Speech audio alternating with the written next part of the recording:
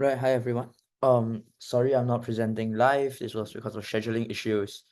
But yeah, so this is a workshop on closeness in debates and judging.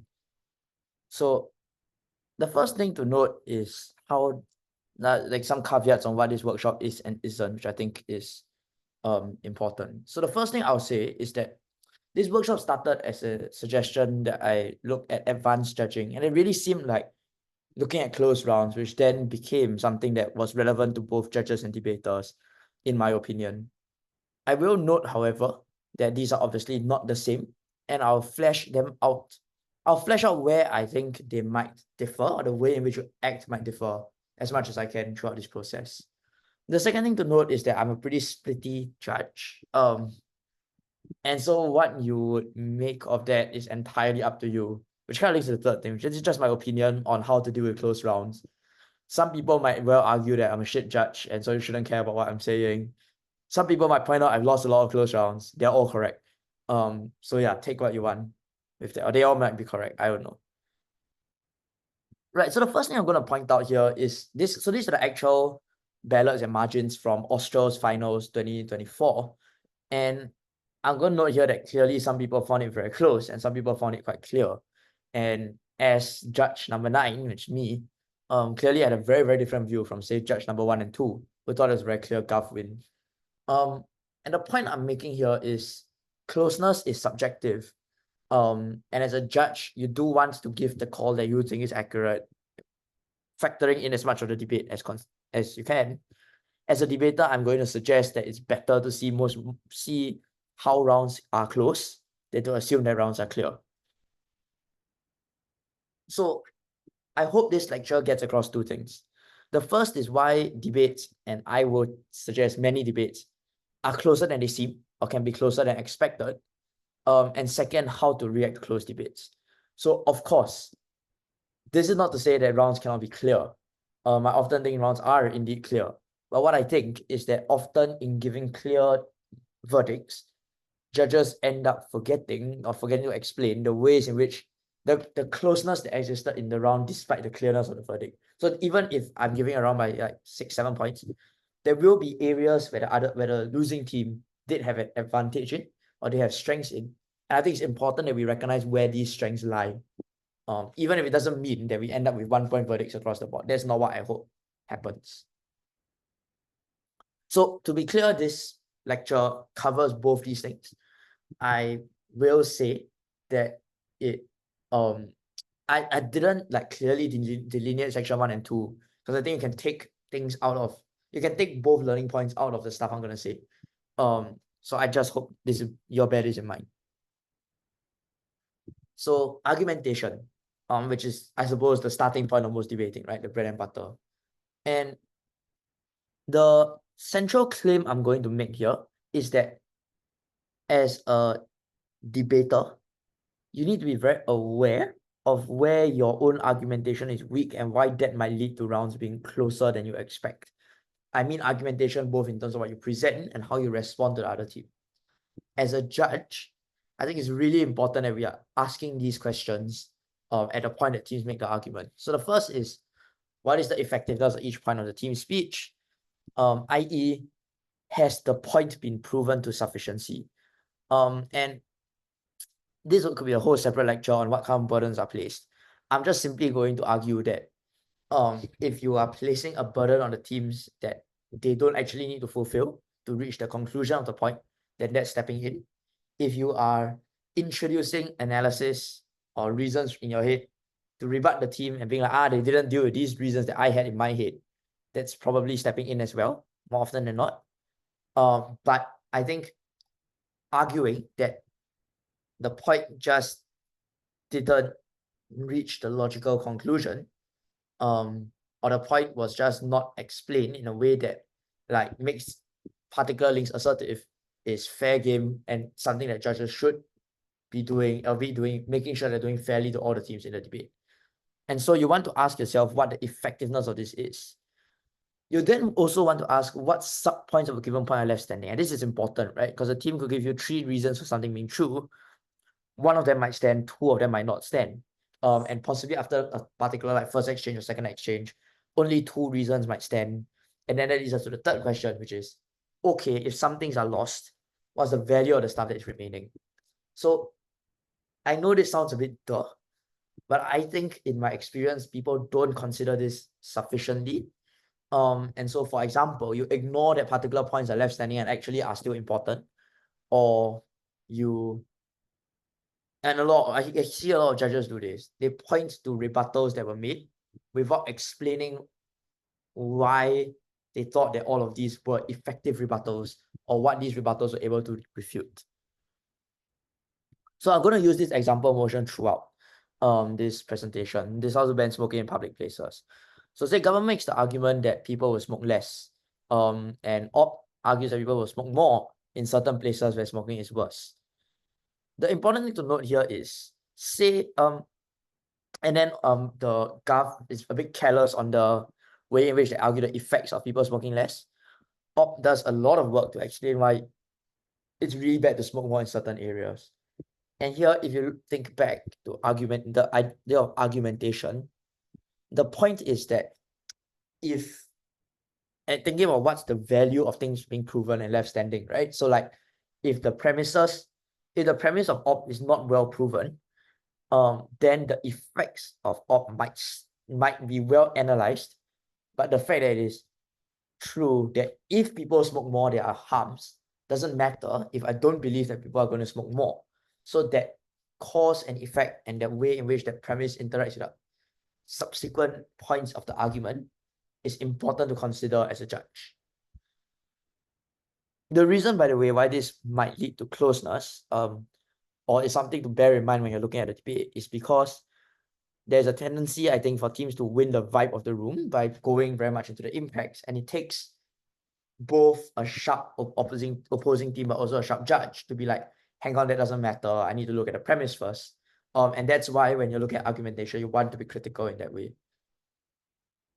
So let's look at some plausible specific reasons that teams might give for the premise claims. So in this hypothetical debate, I'm proposing that the Gov argued that people will smoke less because it's inconvenient, because they care for their family, and because there's social messaging that they should smoke less. I'm suggesting that OP just simply argues that addiction is hard to kick. So the important thing to note here is none of these reasons are in and of themselves necessarily mutually exclusive. And this is where I'm proposing that clashes that on the likelihood of a particular outcome happening need to be seen on a spectrum rather than as a binary. So if you think about it, right, like there are this set of reasons, and say 100 people, it's likely that some people will feel that they care for their family and therefore they'll stop smoking. Some people will find the addiction too hard to kick and therefore it will overwhelm the care for their family. And the thing is, in this world, right, the reality is that if all of these reasons are plausible ways people might act, you then want to, as a judge, see this as being on a spectrum. And so you might conclude that assuming that there's not much interaction going on, that Gov has a bit more reasons as to why people would smoke less. But I don't think that should mean the judge concludes that people will smoke less altogether, as opposed to saying most people will smoke less, and that would then accrue some outcomes for the Gov team. And again, the point I'm making is that when you stop seeing these likelihoods in binary, then you start realizing that the debate has a lot more gray areas than originally. That's not to say that Gov can't get a clear win hypothetically. It proved that their people are a lot more important. So one, you could win on scale, two, you could win on the importance of that. But I am saying that gray area is important to recognize.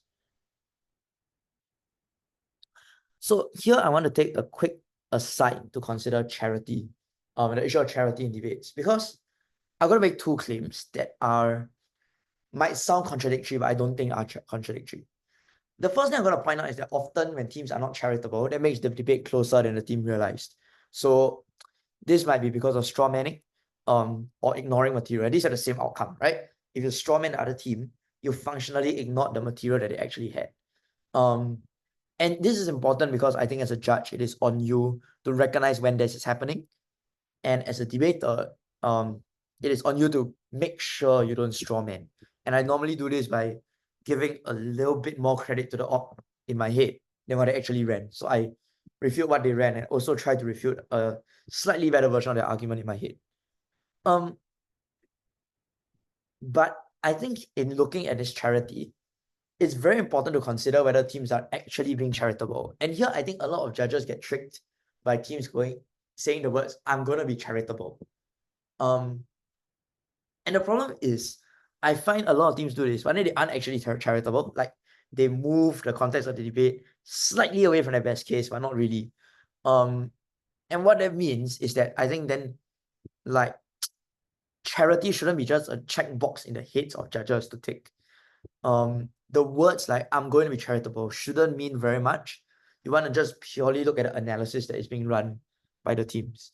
And this leads me to my other point, which is, must teams always be charitable?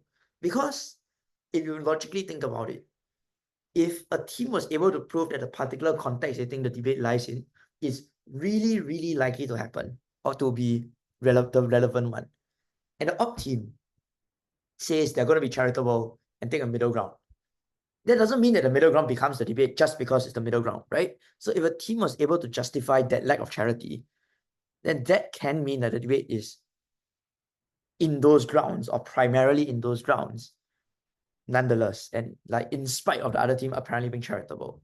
So again, this is where closeness or advanced judging comes in, which is not being sold by lines teams are saying, by looking at the actual argumentation that's going on and then deciding the relative closeness of the debate. And of course, if a team was able to compellingly prove that like the absolute best case version of the debate is the relevant one, then I suppose then they might win clear, and that's fair enough, right? So that's just the issue of charity and the way in which I see it play out in debates and in judgments, and why I think that like we need to be more careful as a community in how we do this. So weighing. So I think given that likelihood exists on the spectrum, as I explained earlier, weighing becomes super important, both in terms of weighing the likelihood of things, and I will get to that in a little bit, but also often in weighing between harms that exist in the debate. And so because I'm still in my head in the bit where I explain how debates can be close, how to watch out for debates closeness, there are two things I want to point out about the way in which teams weigh that I don't think judges tend to consider sufficiently. The first is that there's sometimes teams weigh with contingency on previous mechanisms or rebuttals.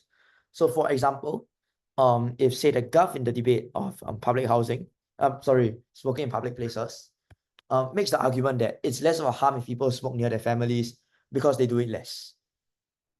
That is obviously reliant on them proving that people would indeed do it less, which was the exact same clash that was going on previously on the premise. So what that means is that the weighing is only true to the same extent that they won the premise earlier.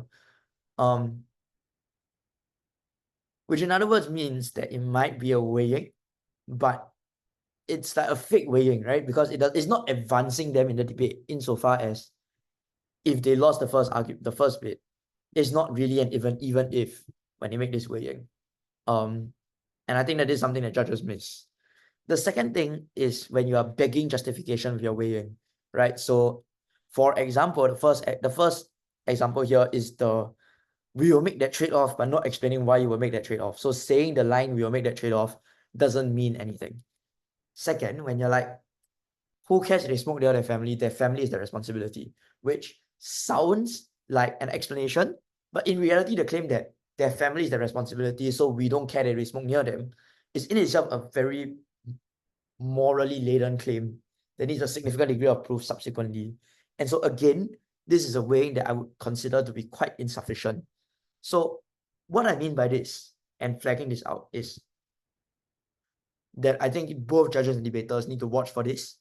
And as a debater, what you want to do is make the proofs, right? So justify why, for example, your family is your responsibility, so I don't really care. Or if you recognize that you are doing a weighing that is contingent on your previous mechanism or your rebuttal being true, then that means you jolly well need to go and prove their rebuttal to a more significant extent.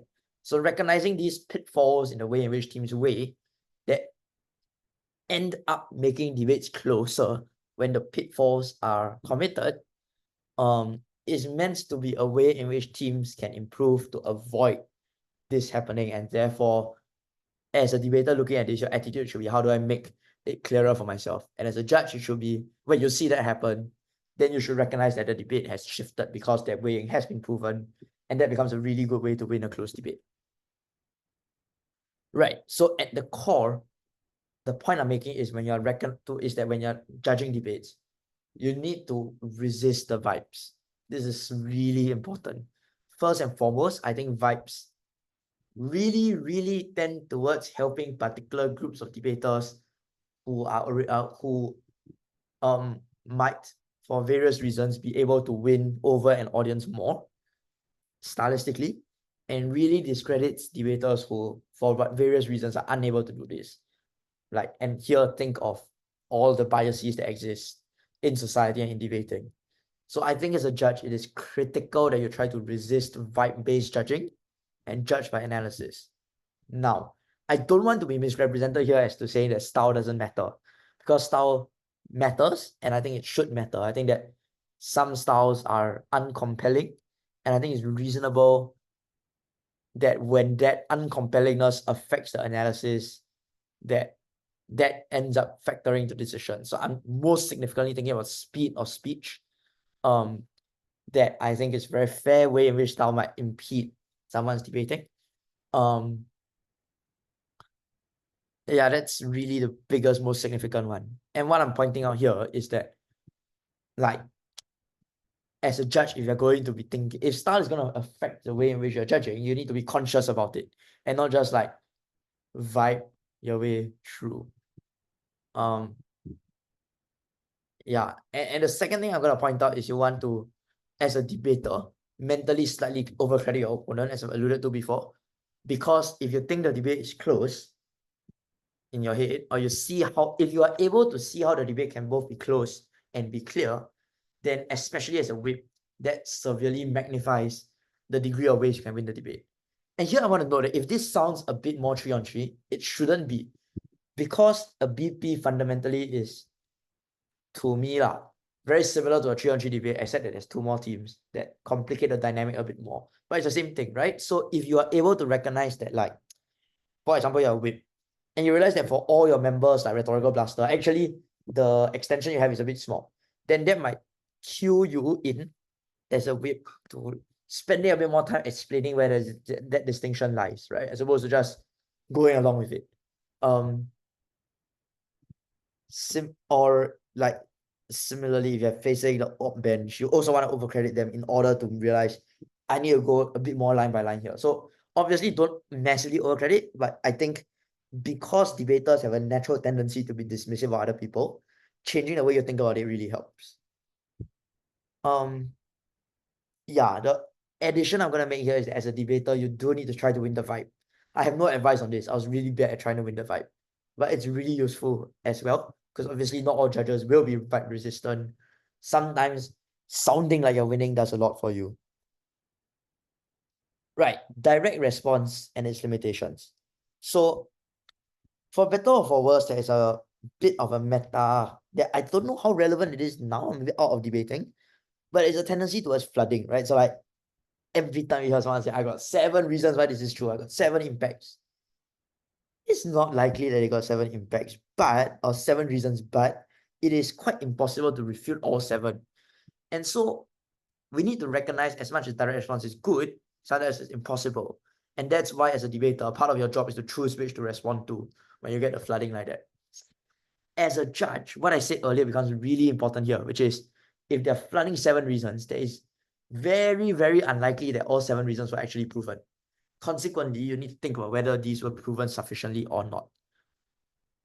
You also then reach the point where if there's so many reasons on the floor, you end up weighing between the reasons for the likelihood of X. And this goes back to what I said about how a lot of these premises of how things work, or whether things happen in way A or way B, are about comparative likelihoods. And this is where weighing between reasons becomes important, or at least the way I think of it is making the reasons talk to each other and explaining why one is more important. So let's say, for example, motion is this house will ban smoking in public places again. The Gov might well say, we agree that addiction is hard to kick, but the question is how compelling the reasons are to overcome their urge to smoke, and that the family is sufficient to overcome your urge to smoke. And here you might suggest that people can give up smoking. And what that means in this case is that you're using the example of like giving up smoking to crystallize that one reason might be more important for another. And of course, if you are a better debater, you might go into the relative ways in which this affect the decision-making calculus, whether we are really just subject to the chemicals in our brain or whether we are able to overcome that, etc. And same on the op, right? You could point out that addiction, like inconvenience, always has lost to addiction in various reasons in other ways. And you might again go into the rationality as to why this is likely to happen. My point is, as opposed to just rebutting addiction and being like, no, we'll have programs that will help you quit. Which you want to explain why one reason is more important than the other in trying to reach the outcome you're trying to push for. Right, I'm gonna very quickly talk weighing in between issues because I know Martha is doing a workshop on seconds, and I assume that will involve weighing. But what I'm gonna point out is that the whole debate comes down to one call.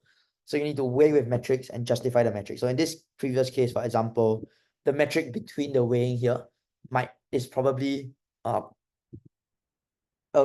question of which is more proximate to the way in which people think, or like whether what people think is right can overcome the natural addiction that they have, or the natural like chemical impulse to do something. But yeah, so you need to weigh with metric and justify the metric. So this will be the most common one you hear is this thing about being, what's the word? I forgot. Upstream, downstream, logically prior, analytically prior or something. That's on the same bench. It's a very common one. You've got things like vulnerability, scale, whatever it is, right? You need to be able to justify why that metric is an accurate one with which a judge should be comparing things in the debate. Organization as a debater. So I think that the best way to get through a clear debate is to be able to strip your claim to winning down to certain headlines of like how the judge, what burdens or what is necessary to win. So it can be called win conditions, right? And I think the clearer you are in this, in terms of explaining what this is, the better it is, not just for you to plan your speech to know whether you're hitting that win condition, but also for the judge to understand how to give you the debate and why they should give you the debate. So if they can latch onto a way of seeing the round, that becomes really helpful for judges. Ironically, if you look at the Australs 2023 final that I was in, I don't remember the specifics because I never wanted to watch it back. But my stripping my claim to winning down was exactly how I knew I was going to win a close debate, because I was like, shit, I don't know if I've proven this. So that can help you as well, right? At least you know where you stand going into the speech. You know what you want to try to work on. You can try to tell your teammate what you need to work on. But yeah, that's, I think, useful. And maybe I'm wrong. This is just a vague memory of around 1 year ago. Right, lastly, judging. 3 things I think are important. The first is to avoid the temptation to ramble. I know in a close debate, there's a temptation to just keep to like say everything so that teams are like, oh yeah, this judge got everything. But don't do that. Because I think one, you're delaying the tournament, people will come and hound you. But 2, I think teams actually appreciate it when the reasons they lost are clear, succinct, and deal with the things that are important in the debate. And at least personally, the more my judges rambled and went on to unimportant things, the less I thought they had a grip on what's happening in the round. The second thing I'll say is you need to explain the decisions you've made. And this is important. Too many OAs that I've gotten over the years have just been very good at telling me what was said in the debate, but not so good at explaining whether things were convincing or not. It's almost as if judges thought that if they don't make decisions on what is convincing and not convincing, they can't piss off a team by saying, well, you weren't able to prove things to sufficiency here. At the same time, I want to note, and I said this earlier, we need to be careful about the burdens we place and whether these are fair burdens. But my point is, judges shouldn't shy away from thinking to themselves, nope, this rebuttal doesn't rebut that other point. They haven't proven it to sufficiency for this reason. And so the important thing as a judge is to be able to make those judgment calls and justify those judgment calls in terms of the reason that is been proven or not proven. So your job is not just to track, your job is to be actively judging the debate. And that means that these judgment calls, sub-judgment calls, are things that you should be making and you should not be scared to put in an OA. And if you can justify it, there's no good reason a team should thank you. The final thing I'll say is that judges often, I think, do one of two things. One is that they announce a split, but they don't really explain why it was close. The second is that they keep talking about how it was close, but end up being very, very wishy-washy on why one side won. And to be entirely fair, sometimes it is that close that the reason why a side won is a bit iffy. And there have been teams who are judged by me might know that there are points in my OAs where I do stop and go, look, other judges might see it this way. Here's why I saw it this way.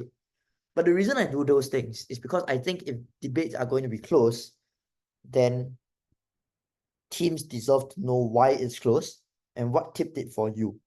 So for me, the highest level of judging to me was when judges were able to explain that convincingly. And to be clear, I'm not saying I'm such a high level because maybe teams weren't convinced and probably I didn't do my job. But the point is that those explanations need to be there. I'm going to add something here as a bit of an ad-lib about, I guess, debating and taking close losses. And this is not on the slides. So for judging, to put it here, it is really important in a close debate that you are brave enough to explain the way in which the debate was close and why the debate was won. If it was a split, you should be trying to explain why the split happened. But I think, and so I think that's for judging. I think one of the hardest things actually in debate is to pick yourself up after a close loss. And this is even harder when it's like a major and it's the one that knocked you out. So like, I don't know, you lose round 8 of UDC or round 6 of ABP on a close call, or like you get dumped in a quarterfinal, final, whatever, on a close call. And the way for me, recognizing when the debate was indeed close was one of the ways in which I got over it. So like eventually I got to a point where I wasn't very bitter about losing close rounds because it just reached the point where I'm like, it could have gone either way. I was like, it came down to the margins that I need to improve on to be able to win those margins more often.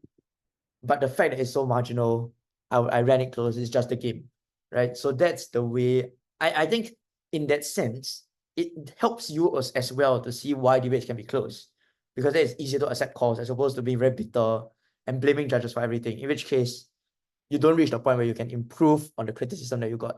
So in other words, what I'm saying is the more you can see how debates were close, and a lot of this is when you're in it, right? Because you're emotional and then you take the judges' feedback emotionally after that. So the more you can see when you're in the debate / in the 10 minutes after the debate, why the debate was close, the more you'll improve. And I think the happier a debater will be, the more you'll see the joy of the game. So yep, that's this workshop. There will be a way that you can ask questions if you have questions on this. Thank you so much for listening.